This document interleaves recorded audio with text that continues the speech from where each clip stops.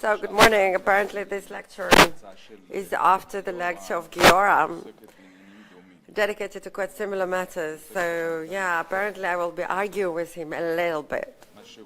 What he suggests as the logical failure, the interpretation he suggests under the header logical failure, I describe it completely differently.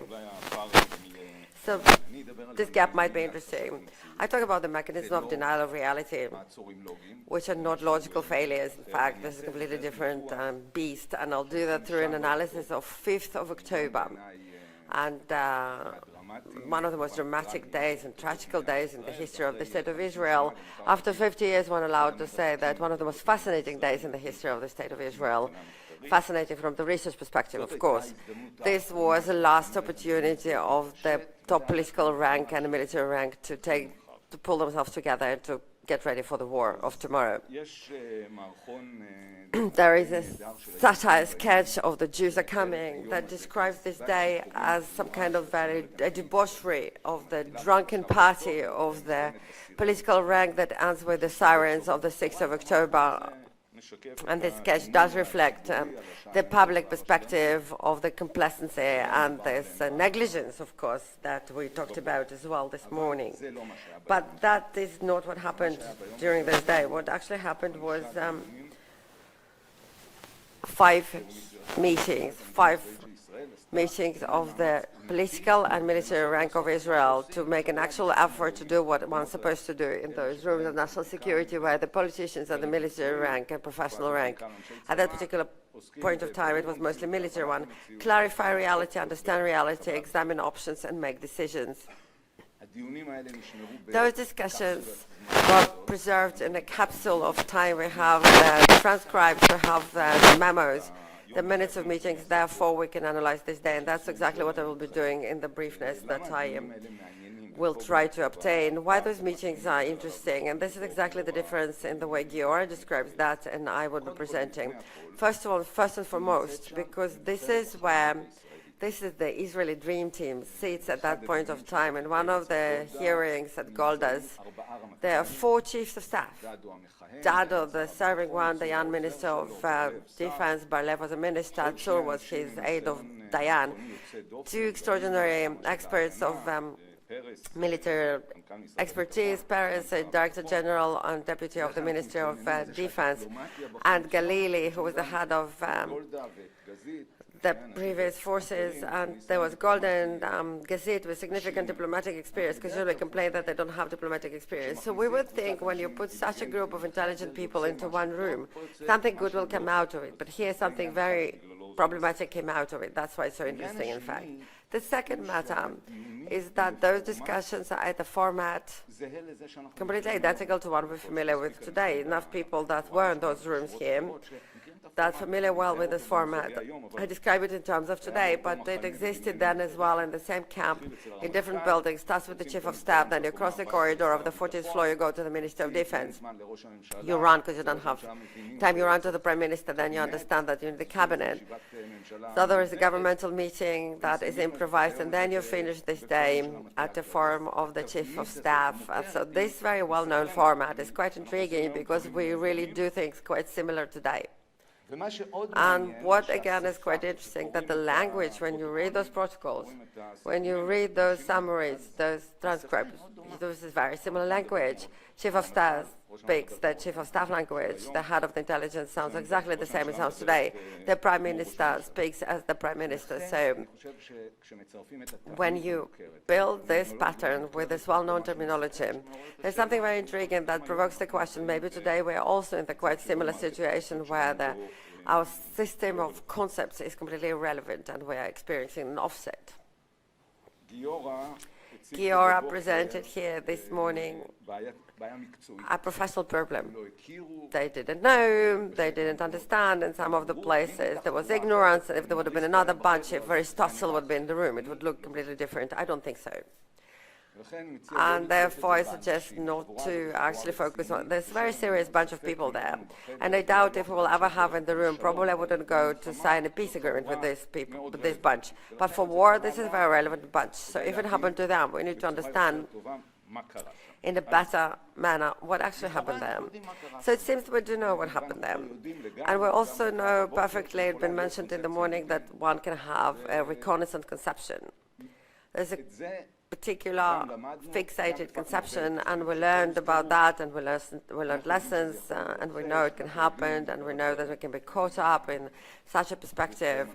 General Hayman mentioned that we need to listen to the younger rank, we need to have better sources, and we need to be skeptical. We all know that, and I hope we learned that, and I hope that enough people here from the intelligence service, I also know that this is how it is, that we do taking our enemies seriously, but the reconnaissance conception doesn't explain what happened in the room on 5th of October. Therefore, I'll suggest a different explanation, which is not the only thing that may be used as an explanation of 5th of October, but this is one of the possible explanations. And truthfully, in my eyes, just a word about the 5th of October. For a few days, they are already alert because things are happening, especially in the north, but in the south as well. From 24th of September, they're already relatively focused, and this day is shaped through a new information that arrives during the night. It's the evacuation of the families of the Soviet advisors from.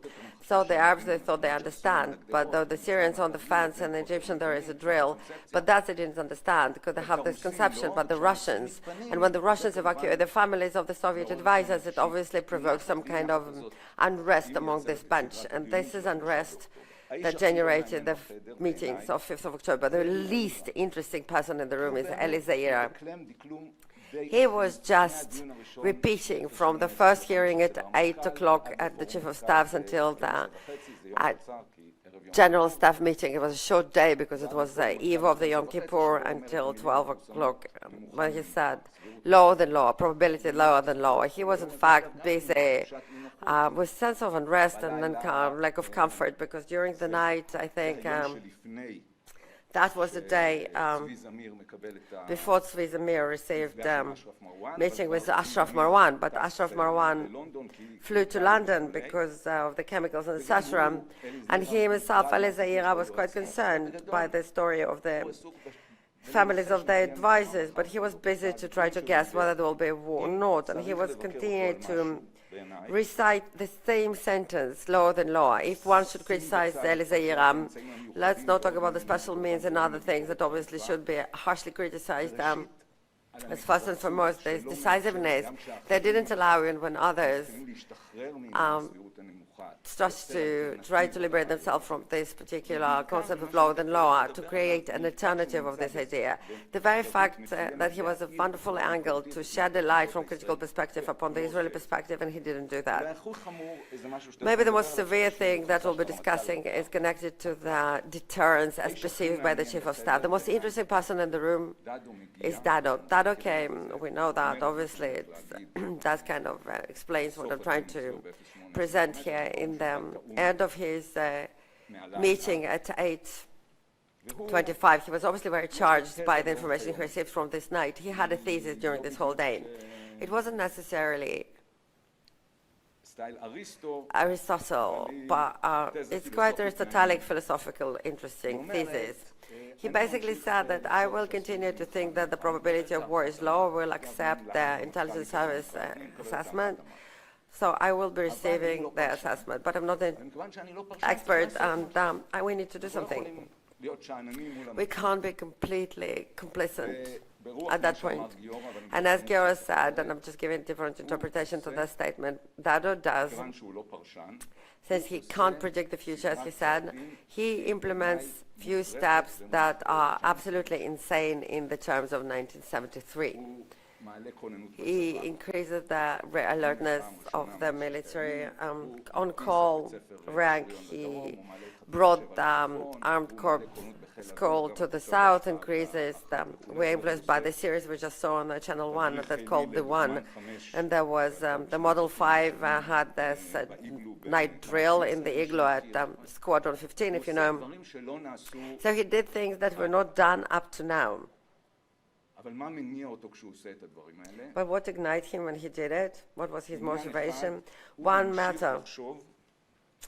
He continued to think that there will be a warning, that the big war will not begin without some kind of warning that we will receive. Has some kind of concept that he built in May of 48 hours, and when he analyzes the current state of affairs, he thought the big war will have warning. This is actually the criticism of Eliezer, that under this particular set of circumstances, with all the signs were eroded completely, there was no dialogue about this idea of whether the warning is possible under those circumstances. It's actually lessons were learned, and similar situations were already understood, that even when we think that under those circumstances it will not happen, one couldn't actually know. So, if it's not the big thing, it's probably something small that will happen, probably some kind of attempt in the north. And the most important thing that the answer he gave was motivated by something that the Agri-Finance Committee will call the concept. And when he will testify in the Agri-Finance Committee, will also call it the conception. It's the idea the regular army will block it. It's a fascinating concept, really. That survived the meetings and the various war games in the military. And based on Agri-Finance Committee, there were many that were privy at the political rank and military rank, that in the case of a catastrophe, as we will block and obstruct their progress through the regular army. So I think that the lessons in the future we need to learn from this particular matter, and our daily lessons, is what the regular military will be blocking in 2023 is more interesting than reconnaissance conception.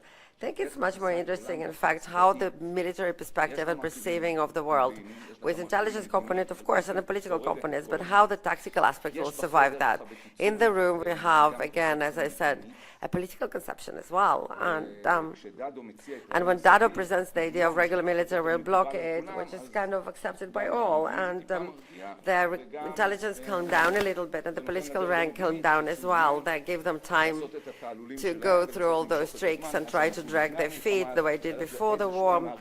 They think there is still time for political move that might be successful with Kissinger, but because of different reasons that are quite typical to the Israeli bureaucracy. And because at that point there was no chance of that, it was too late to listen, really. So during the last minutes, what in fact happened, why the group of people, this bunch of people, impressive and experienced to such an extent, denied reality completely.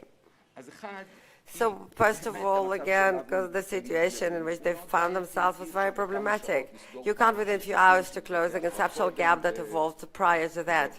And by the way, mostly built in May's hearings and discussions and remained there, where the whole situation changed completely under those very special circumstances that evolved in the end of September, beginning of October 73.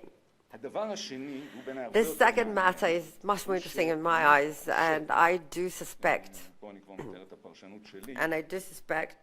that this bunch that was very experienced and was not aware of the lenses, of the glasses.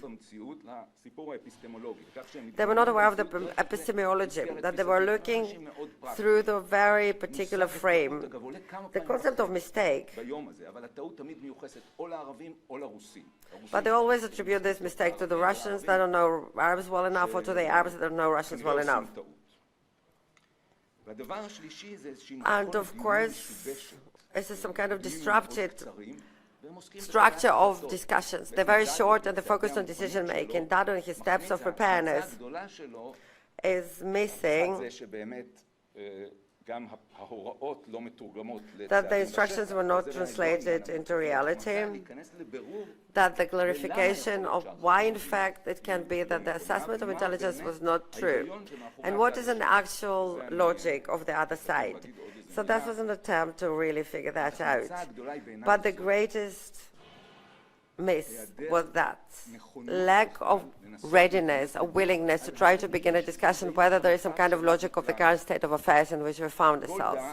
Golda was the only one that saw that something doesn't make sense. She felt uncomfortable with the idea that something small will happen. She said, but friends, one did not need this whole big deal that they are currently whipping up.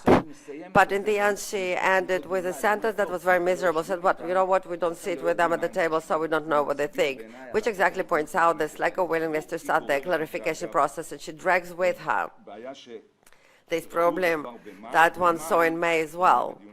During the blue and white discussions, Zaira, again, I'm not quoting verbatim, but the spirit of things is quite the same. In May, Eli Zaira opened his assessment, more or less, it's not the exact quote, we're saying, as far as logic concerns, the war doesn't make sense.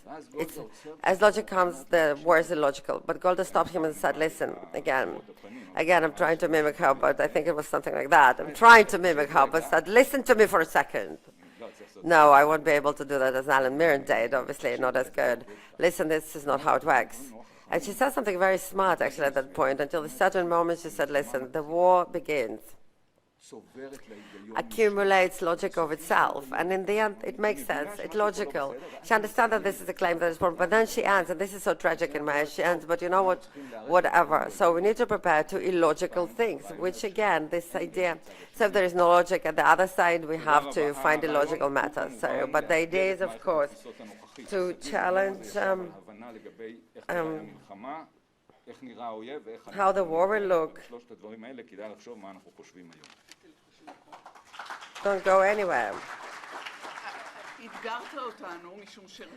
So you challenge us because I wanted to ask you one question, but actually there are three that are surfacing, and I'll try to connect them all together. I know this is, but as I didn't have time for that, so it wasn't the matter of people. If Aristotle would have been in the room, it probably wouldn't matter really. That's what Giora said. No, but you said that it's not the point. So if Aristotle would have been in the room, it doesn't matter. It's not about the people, but all the terms and that you implemented, they all are prior. They were all the fruit of DNA and culture and nature of people, in fact, that implemented those moves. And it takes me to the paper you wrote together with Dr. Tehila Schwarz-Altschuler. 5 months ago, I think, or even more recent than that, when you examined ChatGPT in this sense, artificial intelligence, and the question was, if instead of people, we would have artificial intelligence in those rooms in order to understand the situation, would it end differently? But I have to add that in the end of the day, you disrupted my idea of asking this question because Golda Meir did the right thing, and she said, what can we learn from that? That maybe we don't need this whole theory of war. We just need logic, healthy, general logic of a smart woman.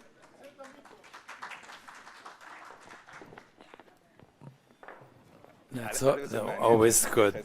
First of all, it's very interesting the way you approach that to the chat in the masculine. No one has decided it's masculine.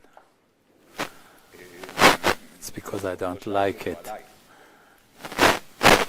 I didn't ask him about you. In the end, final point, we're talking about people sitting in rooms. My claim is that it's not correct to remember the Yom Kippur War, saying that another group of people, and this is the thesis also, the search committees, if different people were there, I say that take into consideration that everyone has his own agenda. There are many things that we can talk about, but my claim is that it doesn't come out of ignorance, and definitely not only out of ignorance. It is something basic in human nature, the way we react to any situation. The normal reaction should not be trying to teach people. But this is not a question of people who are negligent or not intelligent enough. The intelligence is feminine, by the way. Not to check the notions, it's very difficult. The short answer is, considering our thesis with Altschuler is a seat at the table. The machine doesn't change anyone, but it can help. We're talking about artificial intelligence. It can challenge the way we think. Golda was strong in the fact that she felt that something was wrong but could not translate it into a process of clarification. By the way, she was not the central figure there. In my opinion, the Chief of Staff should have moved that process. She was strong enough to say it, but not to continue and check it. Thank you.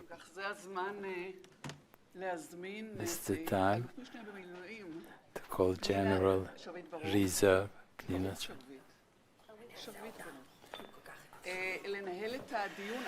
To be the mediator of this discussion, so please invite those who are supposed to be members of the panel. So thank you. And yeah, we're starting our panel. I would like to invite. So let's start with this microphone. Three of them. Let's start with this microphone. Three of the members of this panel, Meridor, who is, I don't need to present him obviously, but again, he's a parliament member from 88 and a minister in a number of governments, what matters for that moment. He was working on the building of the concept of national security in Israel for many years, since his first term in the Knesset in the 80s, later on in the 90s, and in 2004 until 2006, he was a coordinator of committee that issued in the end a comprehensive document of the concept of national security. Dr.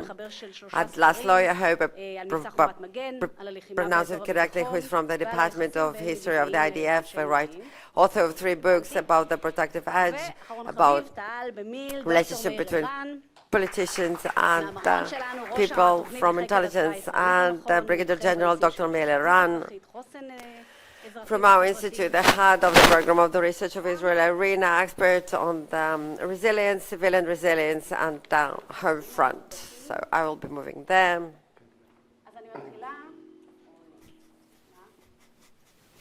So you're all wired. I will start. Gamma sound. Okay, no, low.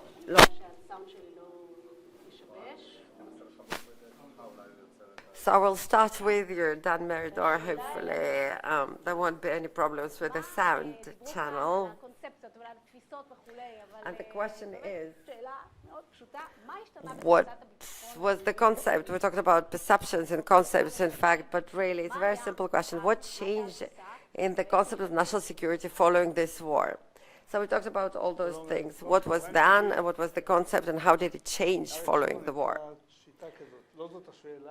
So good afternoon. Of course, Arik Sharon had a method. That's not the question. And then he was answering whatever he wanted.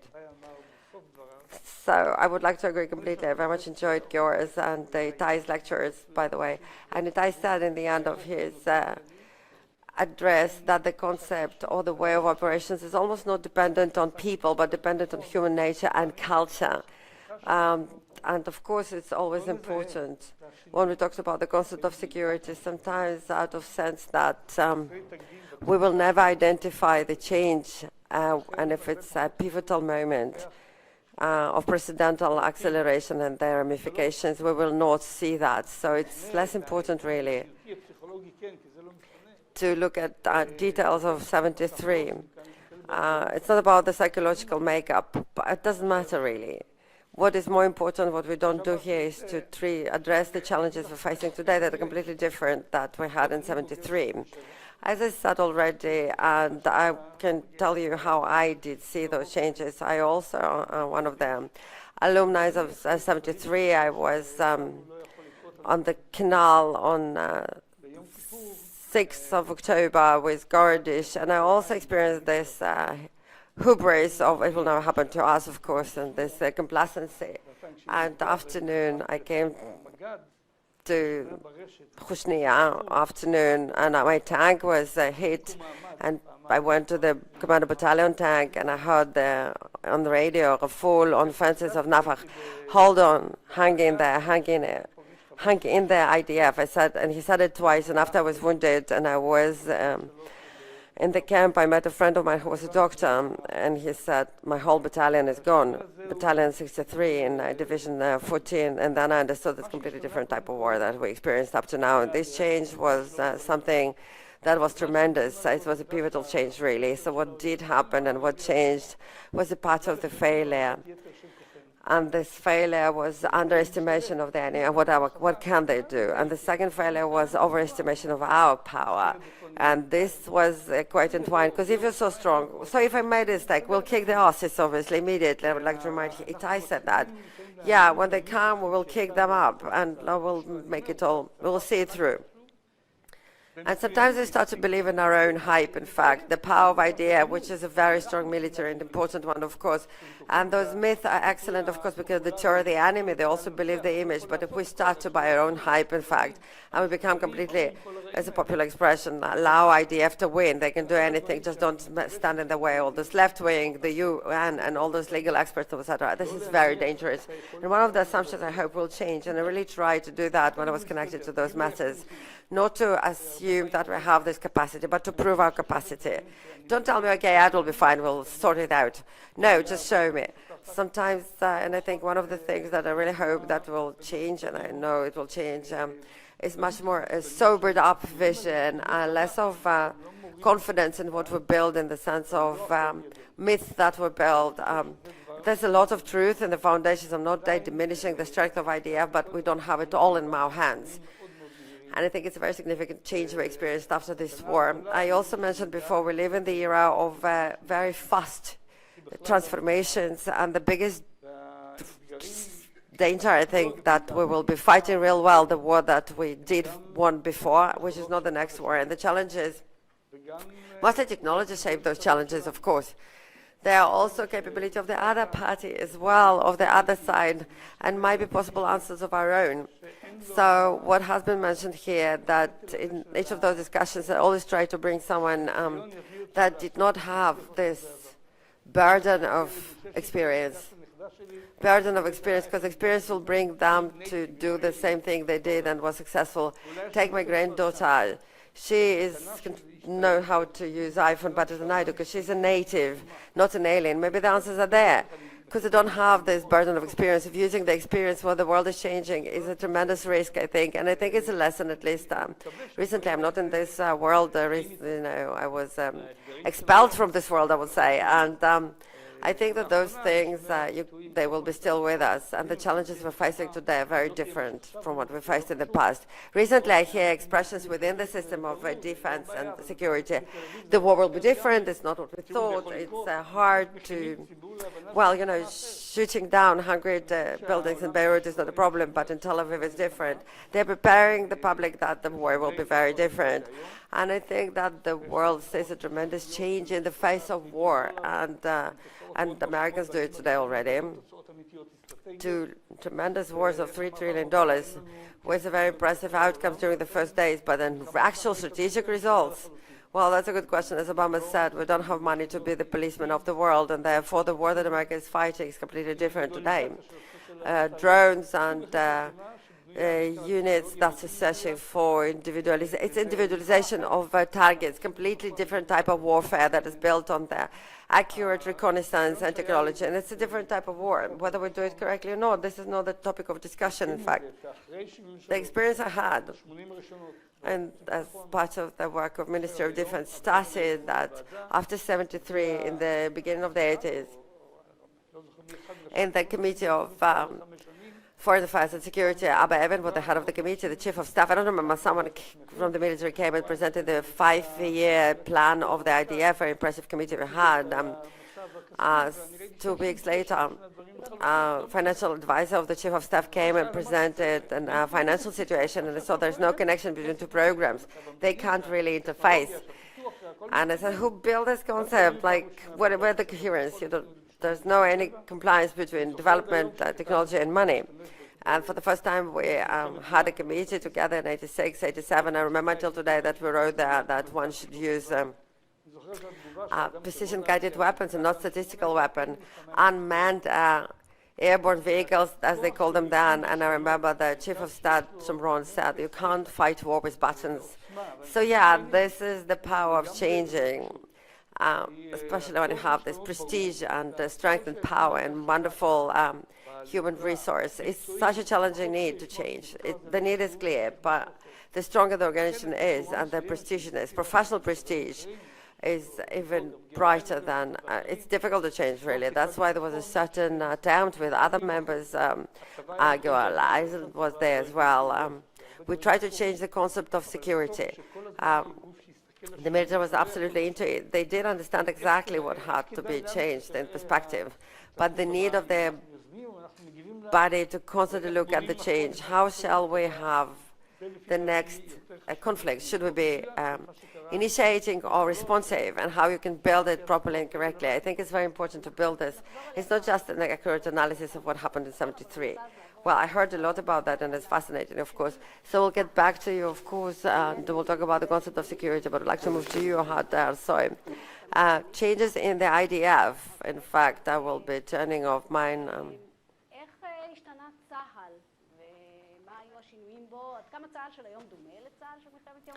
So how the IDF changed, and what were the changes? To what extent the IDF of today is similar to IDF of Yom Kippur War? How the IDF is handling those changes? הייתי אומר שהקשר היחיד בין צה"ל של 73 לצה"ל של 23 זה השם, צדיק אילה מצבא הגנה לישראל. I would say that the only connection between the IDF of 73 and the IDF of today is just the name of it. אז הקשר היחידי הייתי אומר זה השם.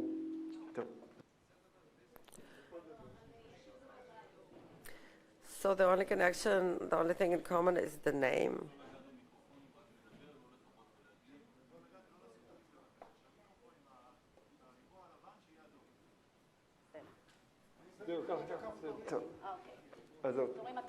הטכנולוגיה, כן. גם פה היא מאתגרת, אבל... אז אני אחזור שוב. הקשר היחידי בין צה"ל של 73, כמו שאני רואה, אבל... So we talked about technology. It's challenging as well even here. So the only connection between IDF and 73, I'm the youngest probably here, so is the name, IDF, a completely different structure, different organization, different experience, everything looks so different. But the thing that I can see, at least from my perspective, relatively young perspective in this sense, the problems are similar really. The historical pendulum we thought is somewhere there, disappeared in 1973 in the end of the 70s. Few in front of many, multi-arena. The pendulum comes back and we're surprised by it again. Don't know how to handle it. And that's obviously constructed from two aspects.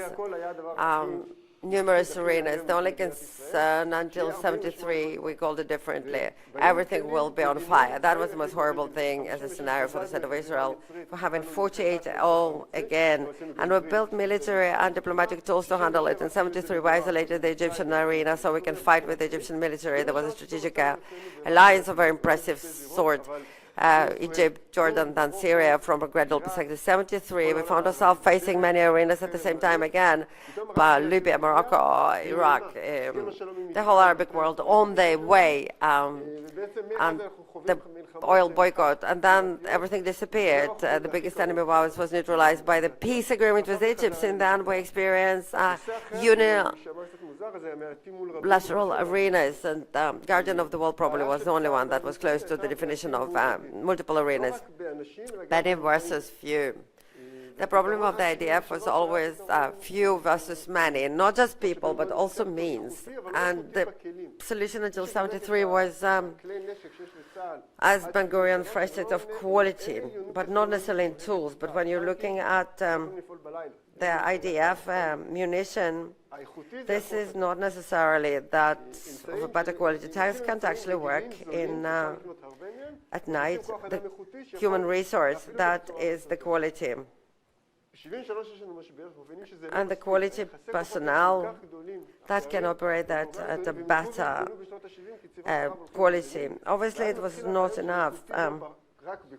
The differences of quality was so high because what is the idea? It's not just the human resource, but also the platforms of quality. As Dan mentioned, of course, using precision-guided weapons and etc., we're going for more expensive means. So the quality is not just a human being, but also the machine. That's a change in the idea of perspective. And when never were in the place where we're few against many. IDF on 82 and Lebanon, the whole IDF and Lebanon versus PLO and a little bit of a Syrian military. First Intifada, policing missions, guerrilla in the 90s. But if, for example, tomorrow we do have something of multiple arenas, again, we are few against many on platforms. We have great platforms, but the others develop missiles, for example, and suddenly we find ourselves few against many in a technological sense. IDF is prepared. Is it prepared? Well, we have lessons from 73, which again, we will never manage to have equality in the numbers. Obviously, we have more armed divisions, but again, there is a limit to that. And not just the smarter our people will be. It doesn't matter if you have 100,000 against you, it will not be enough. We will never make them, this qualitative advantage will never be suffice. So we're using the qualitative advantage of human resources and technology at the same time. Will it succeed? I don't know. If I would have known, I would have, I don't know, maybe kind of, I don't know, in a different position in my life today. But this is the biggest change, and the challenges are the same challenges, really. In a very abstract manner that they say, but the solution is a different one, qualitative advantage in the human resource and machine. Whether it will succeed or not, I don't know. And Meir, Dan mentioned changes in the civil front and the understanding that you can have hungry buildings hit in Tel Aviv. So what about this change from Yom Kippur War till today, and how did we evolve in this topic? So as you said, rightfully so, there's a tremendous significant difference, a material difference between the situation of Yom Kippur War and prior to that, and everything that happened afterwards, after 73. That evolved here in our region, and the nature of wars, obviously, starting from Yom Kippur until today. The significant difference is that big wars, the way we knew them in Yom Kippur War, for example, those wars disappeared from the world. They did change their nature. That from Israeli perspective, and it's also quite true when it comes to enemies, there are two components that create parallel fronts at any conflict in the visible future. There is the military front. For us, the IDF will be functioning mostly in an offensive manner versus the multi-arena challenge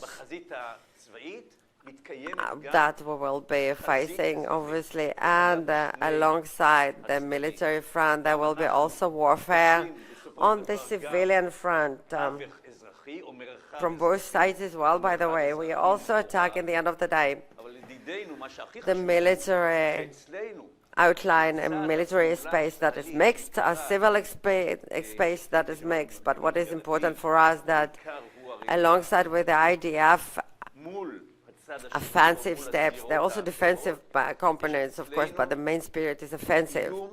Versus the other party or other arenas, we have as well a very significant threat upon our civilian front, which is a significant change because until now, basically, and that what happened during Yom Kippur War and before and prior to that, the civilian, as they say, home front, well, probably during the Independence War, was relieved from warfare. It was mixed in different forms, of course, into the action, but physically there was no threat. Significant, obviously, not a significant threat, obviously, upon the civilian home front. Today, the Israeli civilian home front, I think, is an important one, maybe main one. At the same time, I would like to emphasize the following point in your eyes. This civilian home front is the most problematic one. It's very complicated and challenged by so many aspects, and this home front doesn't know how to naturally, the way military does know, in fact, naturally, sometimes better, sometimes worse, to manage the war for their own life. This civilian front. During the Gulf War, there was Scud missiles. We had missiles and etc. So, well, the Gulf War was, by the way, as you know, after the Yom Kippur War, and the threat goes and evolves. But today, I think that As the Lebanese war, well, it still didn't come to fruition. If all the scenarios that are being currently discussed are correct, and assuming that, in fact, the Israeli home front will be attacked in a very massive manner and very expanded manner from various multiple arenas, it means that the system, the civilian home front system that is not prepared by definition to such a war, is not managed, it's not managed properly in any form, really. There's absolutely nothing or any factor who is in charge of the Israeli home front. And it will find itself in a catastrophic state of affairs, really. It might occur, and we will not have a solution for such a catastrophe. And I would like to emphasize this point.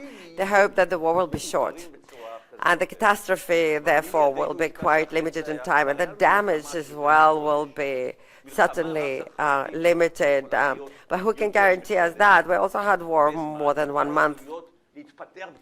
So such an occurrence of number of arenas can take longer than 1 month.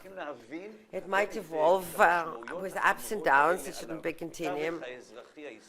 And therefore, we have to understand quite well the significances and ramifications of the Israeli civilian home front. And then I will talk about the Israeli home front and the current state of affairs, which is, obviously, let's keep it towards the end. I would like to mention that it's not just the problem of casualties and wounded, that based on the different prognoses, it might be a significant number, really. So that's obviously a moral problem as well, but there is a significant problem of infrastructure, national infrastructure and provision of basic services to the public, to the civilian range, and there is a significant problem of fear. This is terrorism, in fact. All the stories about the different munitions that are flying at you and you can't really cope with it, and versus the system that is not prepared, and that's actually the main difference. And I would like to comment on the last matter.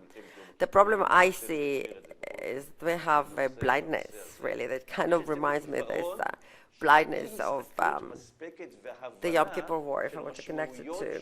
We have this lack of sufficient understanding and analysis of the ramifications of the threat upon the home front. We deny that, we put it aside to a certain extent, we don't really focus on that, and we do assume, obviously, hopefully it will be the right one, that it will be okay. It will be okay. I would like to suggest and to say it, not necessarily it will be okay, but in order to prevent this not okay, we need to implement different steps.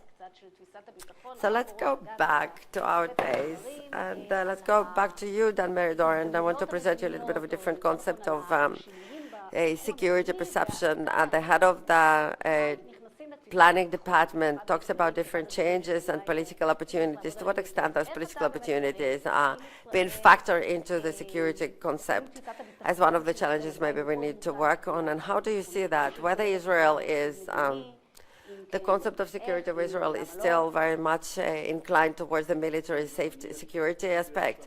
Does it include diplomatic aspect? And if not, it doesn't. In order to complete the things said by Meir, I would say something about the civilian front. 18 years ago, we dealt with this matter. We talked about an attack on Tel Aviv. I think that is a big late in this conception. In the first days, hundreds of rockets one morning would be used against the attacking Israeli force, but that's how I would build it. I know that saying that everything will be okay is not something that we should say. In 2001, we discovered that things were not as we hoped or planned. But right now, if I look as an enemy to the Israeli force, and especially to the Air Force, neutralizing the Air Force is more important than killing civilians. Maybe both can be done at the same time. What I want to say is that the next crisis, considering Iran and what it represents and what it has built against what it sees as the Israeli threat, is something very serious. People who die do die, but we must protect the attacking Israeli force.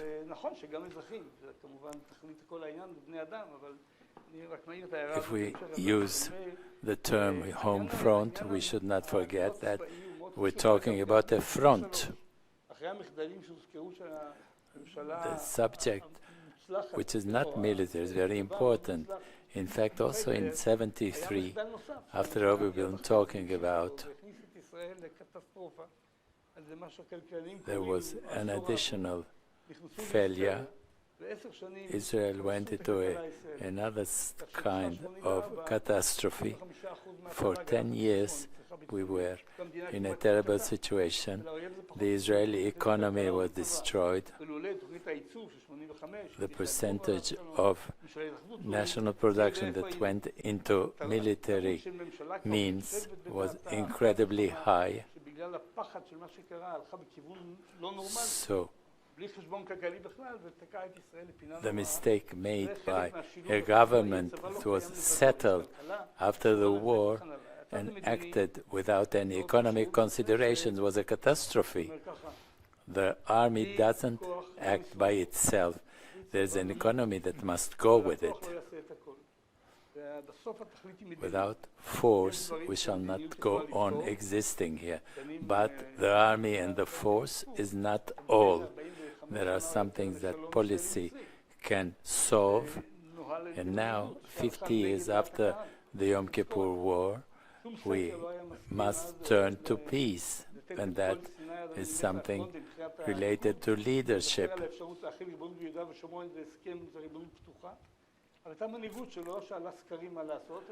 No one would decide to give all of Sinai back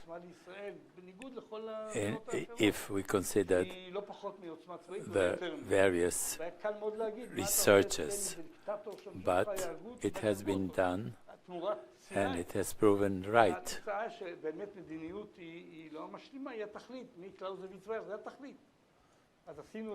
What can you do about a dictator who was killed in Egypt and who did everything in order to get Sinai back?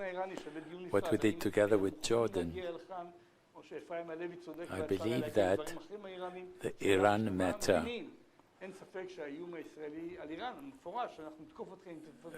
with Iranians, we have political matters.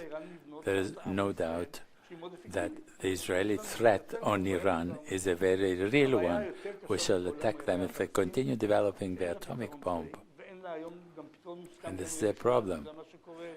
And the biggest problem is a Palestinian one, for which there is no military solution. And it is something bilateral. But the supposition that the situation can remain as it is not only wrong, but it's also poisonous, it's destructive. And that would bring the end of Zionism. In fact, some political steps have to be taken. The fact that right now nothing is done is not the subject. The fact that there is no military solution doesn't mean that we should not try to act in the political direction. Let's say in Lebanon, considering the sea agreement, to talk, to go to a diplomatic path, looks like against the military concept. The question is, if there a concept, I don't think so. I don't know the details. I know what has been declared about that. It doesn't solve all the problems, but there's no doubt that to discover common interests with countries that are also our enemies, nothing is black or white, and some situations can be discovered in which, and this is true also for the Palestinians, we have such interest, not suddenly because we became saints, but because we can find we are advancing. On the contrary, we're advancing on an impossibility of division. No doubt, the Abraham Accords are very important. If we advance with Saudi Arabia, it's also a big advantage. But without an army, a strong army, we have no existence. But it's not enough for our existence. We must bring some deeds that are strong and courageous for the long run. No doubt we have very big challenges, but also, let's not forget that, big opportunities. There's no doubt we must act, and beyond what's going on in the army, we must go on looking for political possibilities. In 2006-5, when we decided that the defense forces should be not only attacking, but also defensive. Today, we know the importance of also investing in defense. And you need the systems in order to provide that. But thinking all the time only about the next war and the changes, and without taking defense into consideration, bottom line, you calculate how many people die on your side and how many on their side. The fact that they can send a big number of rockets on Israel is something that has to be taken into consideration. We have to focus on systems that can, or cyber attacks that can hurt the enemy. And on the other hand, continue to find political solutions, political paths. These do not contradict each other. They are part of the same work. Let's come back to the army. Like you compared the work of reconnaissance people as compared to the work of military people. The question is, how do you see this relationship after the Yom Kippur War, today, in the future? How should we advance? I'll look at it not only from the point of view of the leaders and of the intelligence people, but in general. War is something, is a human happening. Concerning intelligence people, if the same results will be obtained by changing the personnel, what would be the result? But how can you be sure that the person who is the new element will reach the new decision? The important thing is the experience of the people who deal with such problems. We have very good experience in fighting terror, in cooperation in the territories, but the big wars, the big units, we have lost that capacity because we haven't had big wars, luckily. But in 73, the war started in very bad conditions for us, but in the end, things were improved. Some people claim, but maybe the Ukraine again changes the picture, and we never know what the next war will be like. We experienced that for the first time. It's very difficult to face things that happen for the first time. When Raful says, be strong, but how can we find a solution to a new experience, something we are not familiar with? the conditions of the game have been changed. I want to give an example or a definition. Once we played chess. We knew what the rules were. We knew that if we win, if you threaten, that was the kind of war we fought in the past. Today, we're not playing chess, but we're playing dama. No, we must start to destroy the tools of the other side, but they keep improving themselves, and new tools are starting to jump in front of you. We must get used to the new game. We should not base our assumptions on the experience of the past, but get ready with the new game in order to be ready for the next war. I will ask you about the relation between intelligence and military people and their relation vis-à-vis the political people. Is there a difference between then and now? In closed rooms, definitely. I took into consideration the human element, which is very critical. The Americans say, let's change the organization, let's change the charts, let's change the organizational,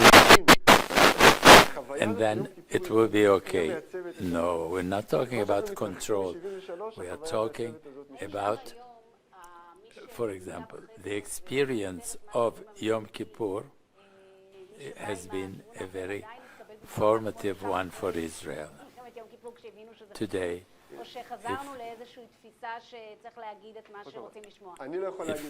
after Yom Kippur, when people who were in charge tried to describe what the problems were, what is the situation today? I must say that the society has changed. When we talk about Galili and Dado, that was a very hierarchical society. The hierarchy was very clear. Today, we are in a society, my kids this morning do not really listen to me. That would not happen with my parents. The culture is different. So I think that research today, people who participate in it can be, in a way, very aggressive. Like the secretary of Ben Gurion who said that he approached him with fear and respect. Today, it's not the same feeling of meeting a politician and feeling that he represents the country, the government, and you cannot really be critical of him.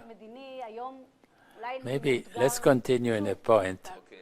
The relation between the army and the civilian world. With your permission, I want to enlarge the question. The element that changes lately, and especially during the last months, is the internal situation in Israel. And concerning that, we must remember two things. We're talking about the army itself. According to what the army itself is reporting, its strength has been hurt. If we take the two things together, things do happen in the army, and not for the good. And we don't really know how long the present crisis will continue. Okay? Including this we're talking about right now. About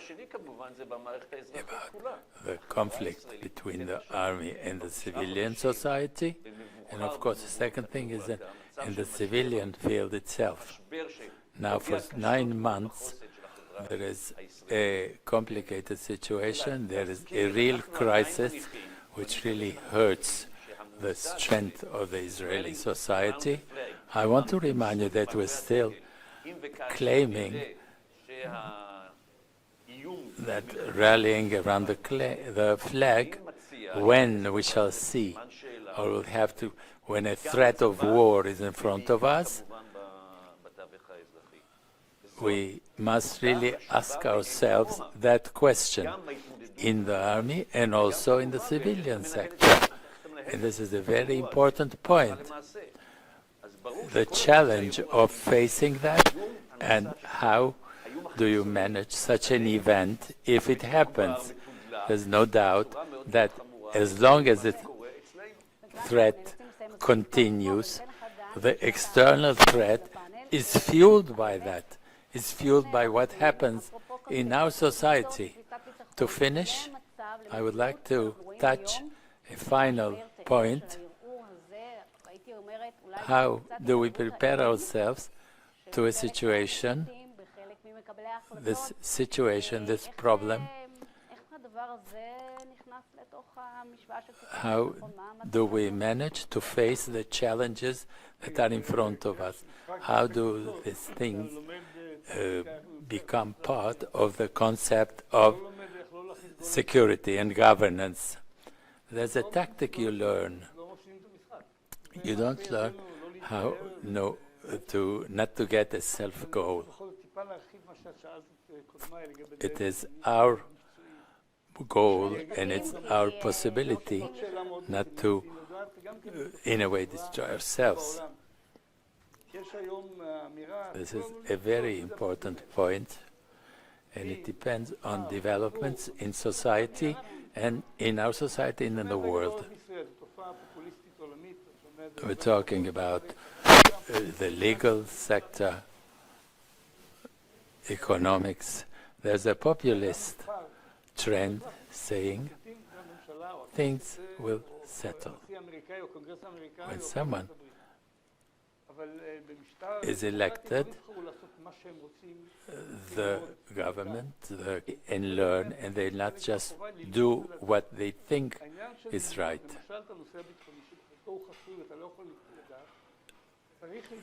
They should study intelligence, they should study. Is there time for studies in today's world? If you say that you have seen things and you sit and study, this is your responsibility to do it properly. Because bottom line, it's you who decides, with the help, of course, of the intelligence. But we often fail in all kinds of fields in order to combine like in any business, you have a combination of experience and entrepreneurship that brings success. We're not talking about the philosopher, the king. Everyone has his own opinions. The thing is that to serve while studying, learning, analyzing, the person who decides must have time to sit and learn what's happening. And this is one of the big failures of the past. I'm not going into politics, but we are in a crisis which a similar one has not been seen until today. There are things that we must learn today.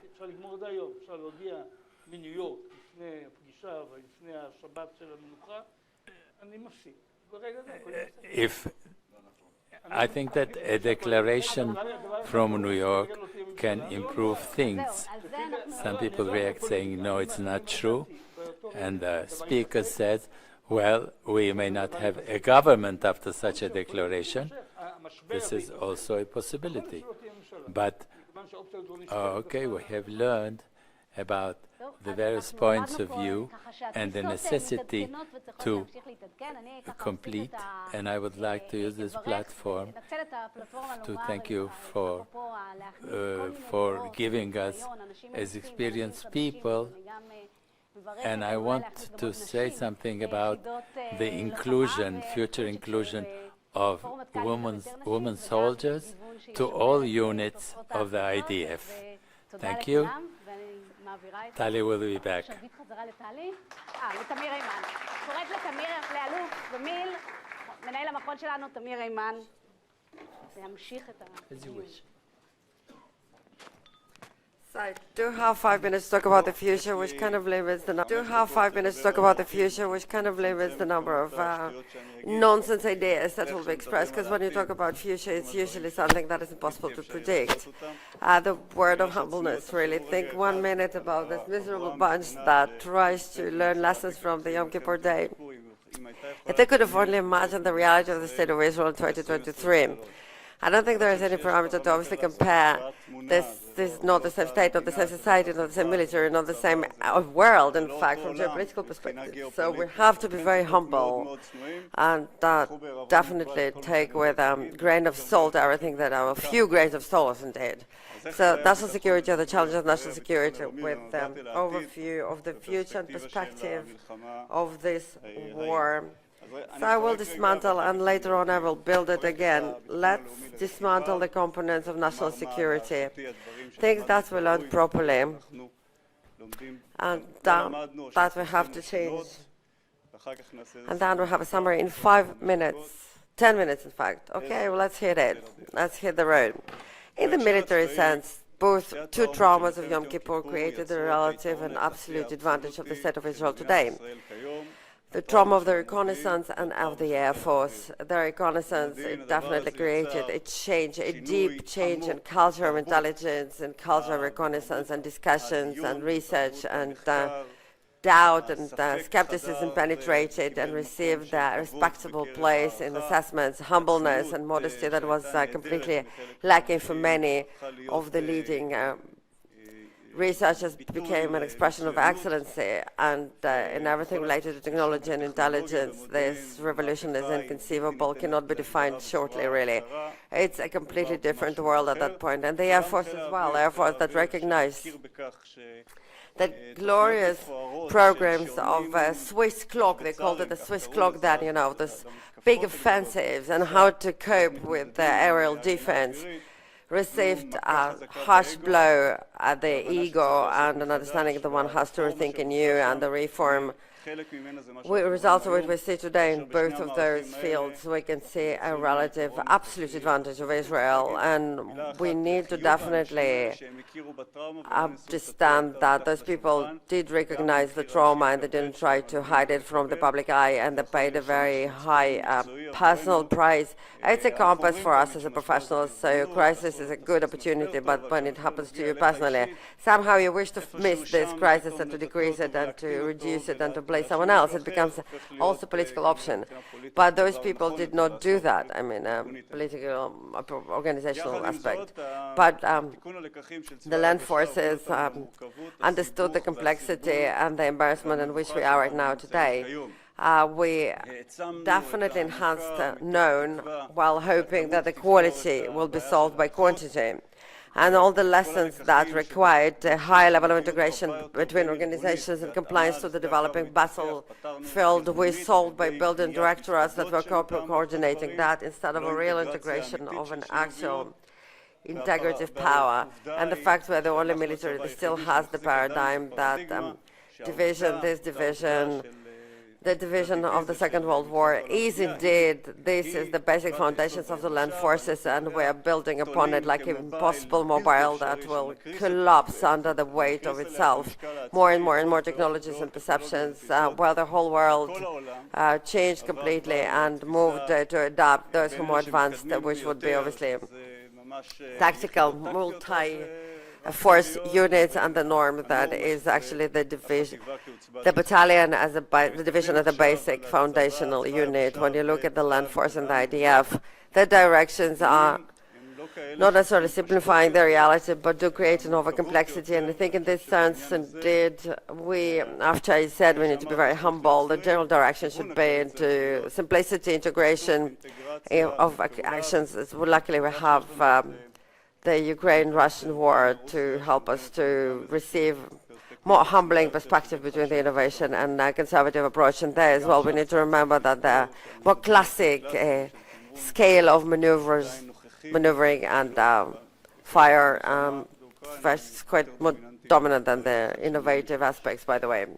The second matter related to the home front and society, fantastic things were done when it comes to the development of casualties in the home front, wounded rehabilitation, medicine, and organization of the reservist force. And the only memory I have from the Yom Kippur War as a child is that my mom was dragging me in the middle of the night to look for my brother that disappeared somewhere on Sinai. And only after 2 weeks and some kind of telegram we understood that he was alive because he was moved from one unit to another. And no one knew that. He just disappeared in the middle of the night. So we're much better in this field, of course, of coordination, in the field that we are currently lacking and need to improve in the matter of the home front, as has been said. The military is around us, especially the concept of Iranian Shia approach, understands that the State of Israel has a very tough cover of the idea that is impenetrable and invincible, thanks to the Yom Kippur as well, by the way. So the way to bring to the knees the State of Israel is bypassing the cover and directly attacking this softer tissue of our backbone, our home front, and we do not introduce enough of changes here. One of the biggest problems that there is, it's not complete blindness, it's not lack of awareness, and the worst thing in the State of Israel is a partial solution that we always have. Because complete lack of solution, there is always alertness, and partial solution is something that is nostalgia. We have a home front command, of course, we have different various organizations that are dedicated to that. We have the Iron Dome, we have various reinforcement against the earthquake constructions, and etc. But when it comes to the scenarios that are very basic and conservative of the scope of damage to the home front in case of multi-arena warfare, there is no room for imagination and similarity of what the public thinks will happen and what will actually happen. And the trauma will be very deep trauma, and it will surprise the decision makers because it will create a momentum of political nature that will impact the decision making in the battlefield. We have here in the Institute Al-Qaeda of the earthquake, Dr. Ariel Hayman.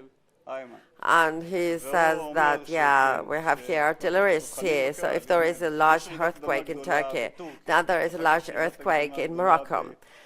We are on the geographical area that is prone to those earthquakes, in fact, and it will happen. There's a Syrian Air African ridge, in fact, but the gap between the recommendations, what is actually happening, and the resources that are allocated to that is an endless gap. This is an offset that is unbreachable. There are interim solutions, but no one gets in deep of this solution. We're all aware that we live in the virtual space of social networks, and we have a prism that is completely transparent, that processes the reality and translates it differently, those signals we receive in our brains. We all know that we live within these various digital echo boxes, but no one defends the Israeli home front from the foreign impact and influence and subversive and dangerous impacts of this new dimension that is new again. We're not well familiar, and the regulation there is very complicated, and the technology is advancing at a pace of light, but bureaucracy is actually advancing at the pace of a turtle in order to close this gap.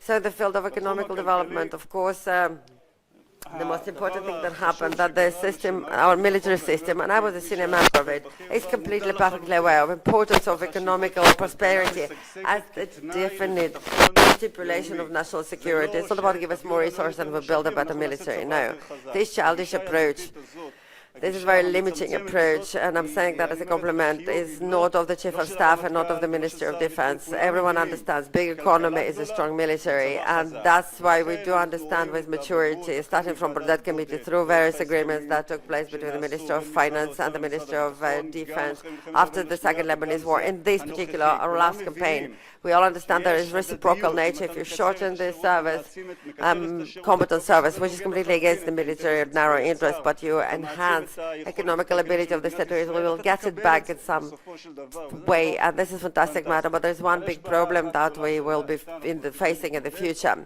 because you ever studied economy, the first lesson dedicated to this scarcity, and the big question: how do you divide and distribute resources in the year of scarcity? And we are facing in the current new context that emerged in the Israeli society. We'll have an in-depth discussion about the division of resources and the burden versus new scarcity, and I can can say that lack of equality that is expected in the serving public and those who do not serve in definition and division of the public pie, and the way the military will receive the quality, personnel and resources might create a very serious problem that undermine and endanger the existence of the Israeli army as the army of the people. The law of conscription that is future to come to a discussion with the whole baggage and the whole package of economical resources and incentives that will not comply with the social changes of demographics and tendencies of demographics we see today. There is a lack of compliance with the distribution of resources in the Israeli society that is changing, and the resources and the conception that will be implemented very soon. On the international matter, again, the Yom Kippur War, I think, was the pivotal point of importance where all the citizens internalized that the United States and the backup of the superpower. If you ever watched the film, I guess, Golda, many of you probably saw this film. Well, beside the very fact that I was very much concerned that they were listening to the orders on the radio as one team was an armed corps, and it would have been very embarrassing if it would have been reality. Well, it was a mistake. They want to create an ambience, really. So the radio orders, it was quite embarrassing for me, but there is a significance in understanding the superpower American support is an asset that cannot be overestimated in terms of the state of Israel, that is a small country with an industrial back of empire that won over the Nazis, and we have it. But we take it for granted that we have this support. I think the future undermining of the joint values system with the United States is not being internalized and understood. We are guided by interest and completely certain that until we exist, we are an American interest though the internal changes in the United States definitely dull this interest. And the very fact that this value infrastructure is the only thing that connects us to the United States is not intuitive to people with cold hearts that work in the world of national security and see values as something that belongs to poets and artists. So I'd like to go back again. I think that, what did he drink? Kissinger, was it Russian soup? Borscht. Yes, he was drinking this Russian soup, thought the borscht of the Holocaust survivor. They forced Kissinger to eat it after he was already full. And part of this infrastructure of joint values with Judaism, and it's stronger than the geostrategic importance of Israel for the United States in the east of the Mediterranean basin. There's so many discussions about that, but again, the last topic I would like to discuss right now is the narrative or story of the political rank and the military rank relationship. So the Yom Kippur War helped us to arrange certain things on the shelf. It created the commanding hierarchy between the Minister of Defense and the Chief of Staff and the government in the basic law, the military. We needed the Agreement Committee to understand who commands whom, and then they arranged that the command of the military is the government, and then they did it with the cabinet of Golda. And the kitchenette of Golda was called the limited cabinet that was the commander of the military. It seems to be very well arranged. And later on, thanks to many people that are seated here in this audience, they even said that the commander of the military is the cabinet that will have a headquarters, and this is the Council of National Headquarters National Security. This ideal architecture is very theoretical, and there's absolutely no implementation in reality, in a practical interpretation in the field. What do I mean by that? If the commander is the cabinet, it has to be well drilled in emergencies and everyday security matters, has to be very professional, very quick and agile. No, there are none of it. And if this headquarters and this commander, this very restricted entity that is complicated politically and very difficult to manage and therefore usually deserted in the corner if you desire to continue to work effectively, if this headquarters has if this commander has a headquarters, which is the most important headquarters from the national security perspective, this is probably the headquarters that are more influential on the build-up of power and the scope of regular army. And if you're familiar with the Council of National Security, besides very important and smart people that they are there as the headquarters, they know the most important Council of National Security in Israel. This has nothing to do with the strength and the size of the general staff of the IDF. I'm not talking about the commanders. I'm talking about the organization of few thousands that generate the headquarters work of IDF. Has nothing to do with the Council of National Security. So yeah, how will it go during the wartime? So because of those who are here in this audience, There are different rules of how to command the military, and this is so far from ability to realize the intensity that is required in warfare from the commander. So this gap, this parallax, doesn't exist. And now I'll be perceived as bureaucrat. But I was part of various structural aspects that are considered to be quite a curse to be here at the conference because it's a bit of postmodern. Why don't we have a written concept of security? Why don't we have a written document of policy? Why don't we define for the military what is a required achievement? And what is we need to do as military. It's hard to write because later on it will be examined on the investigative committee when they will be counting the numbers that you mentioned.